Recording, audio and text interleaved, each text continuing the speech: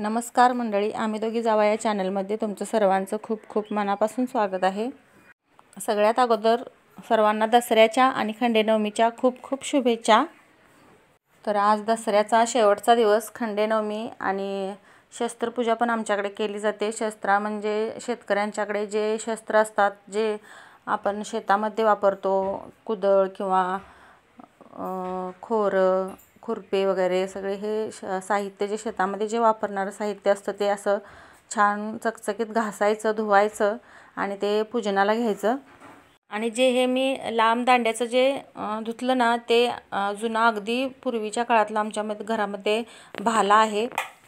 जुन्या काही अशा वस्तू ज्या आपण अशा जपून ठेवलेल्या असतात ना, त्यासुद्धा या दसऱ्याच्या दिवशी काढायच्या असतात आणि घासून पुसून व्यवस्थित त्याला छान तेल वगैरे लावून, या वर्षातून एकदाच हे सगळं होतं, त्यामुळे या दिवशी हे आम्ही सगळं काय करतो, सगळं बाहेर काढायचं, घासायचं वगैरे छान आणि त्याचं पूजन करायचं।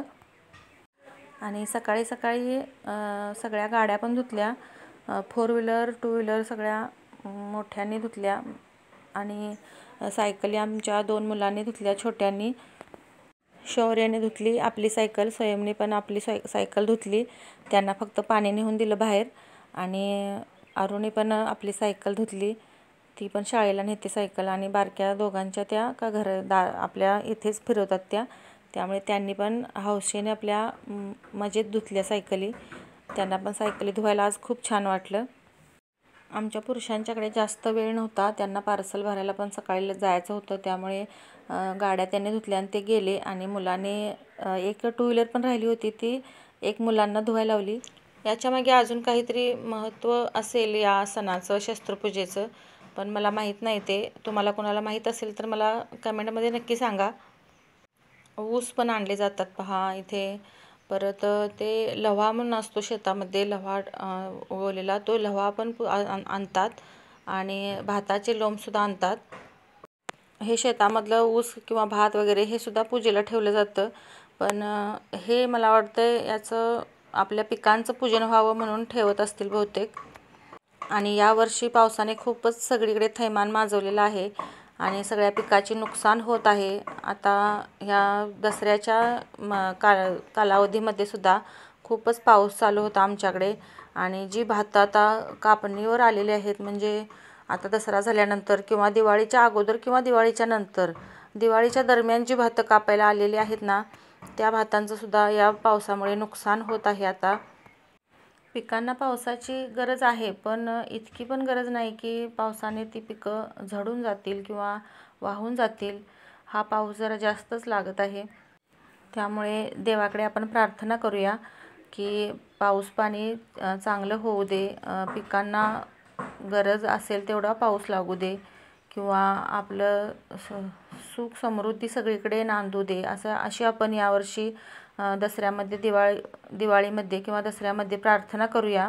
दिवाळी पण आता जवळ आलेली आहे, अगदी 15 दिवसातच दिवाळी आता पुढे आहे।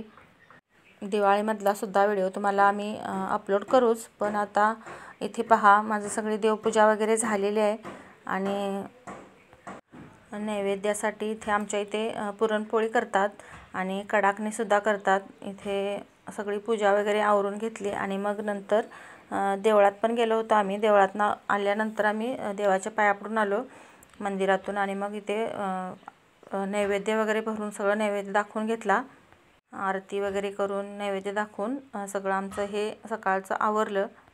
आणि परत संध्याकाळी आमच्या दारातून देवाची पालखी जाते, ज्योतिबाची। मग ज्योतिबाची पालखी दारातून जाणार म्हटल्यावर सगळी आमची फुलांची वगैरे पायघड्या घालायची तयारी चालू झाली संध्याकाळी।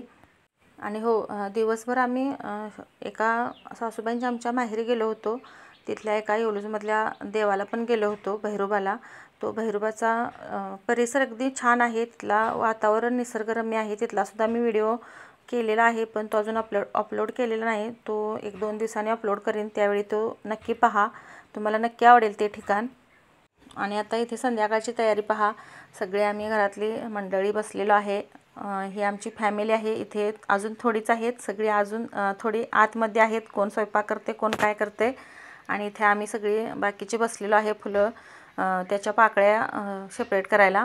पाकळ्या वगैरे सगळ्या करून आम्ही घेतल्या आणि नंतर सगळ्या रस्त्यावरून अशा पसरून सगळ्या भगवा पिवळा असा पाकळ्या सगळ्या पसरून घेतल्या.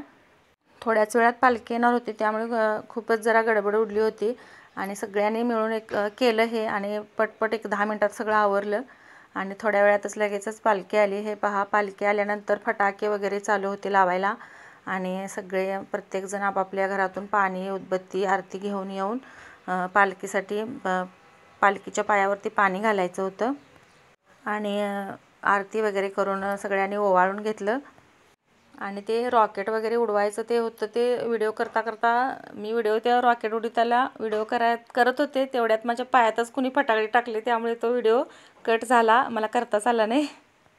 नवरात्रकऱ्यांनी पानाचा विडासुद्धा पालखीमध्ये ठेवायचा असतो, तो पण ठेवला आणि अशा पद्धतीने आमचा हा दसऱ्याच्या दिवशीचा कार्यक्रम झाला. काय होतं, आमच्यात 8 दिवस आम्ही तुम्हाला व्हिडिओ अपलोड करू शकलो नाही, व्हिडिओ बनवू शकलो नाही, कारण आम्हाला सुताक होतं. भाऊकीत आमच्या एक आजीबाई वारल्या होत्या, त्यामुळे आम्हाला काहीच करता आला नाही व्हिडिओ. त्यामुळे हा शेवटचा 1-2 व्हिडिओ फक्त केलेत. त्यानंतर काय दसरा संपलाच. तर हा तुम्हाला व्हिडिओ कसा वाटला कमेंटमध्ये सांगा आणि व्हिडिओला एक लाईक नक्की करा. चॅनलवरती जर नवीन असाल तर चॅनलला सबस्क्राईब करायला विसरू नका. परत भेटूया अशाच एका नवीन व्हिडिओसोबत. तोपर्यंत धन्यवाद.